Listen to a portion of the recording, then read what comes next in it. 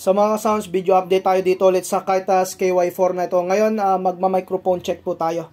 Yung gamit ko ditong microphone is dynamic mic. Nakasaksak po ako dito sa line. Tapos naka-adjust na po ako dito sa gain. So, ito yung ating main slider. No? Kailangan po naka-slide po ito para tumunog yung ating microphone po dito. So, yung DSP po niya dito, yung aking sinelect po dito, number 07. So, si 07 po natin, 06208 hole po yan. So ngayon pihit po tayo sa kanyang effect dito sa mic, tapos dito rin sa main effect. No, sound check po tayo dito. Ito po yung mga effects ni Kaitas KY4 po natin. So nakasaksak po yan sa aking active speaker. Sound check 1 2. Hello mic testing, sound check 1 2 3. Mic test, sound check 1 2. Hello mic testing, sound check 1 2 3. Check 1 2. Hello mic testing, sound check.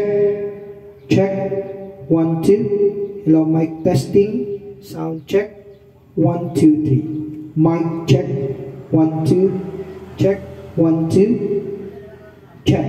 So hanap naman tayo dito ng mga ibang effects. So dito po, no, meron po ditong warm room, bright room, hall, chapel, church, plate, karaoke 1, karaoke 2, male voice, may mga female voice.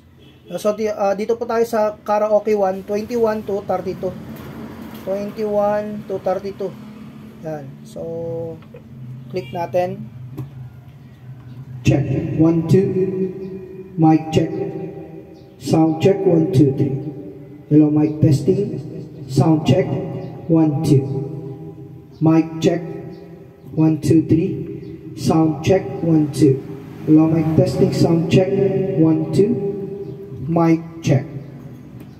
Check 1 2. Hello mic testing, sound check 1 2 3. Mic testing, sound check 1 2 3. Yun nga mga sounds yung sound check po natin dito. So napakarami pa po niyang mga effects po dito.